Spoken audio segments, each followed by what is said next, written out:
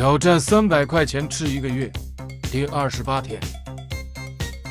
今天做包菜鸡蛋火腿，油热倒入鸡蛋，翻炒定型，盛出备用。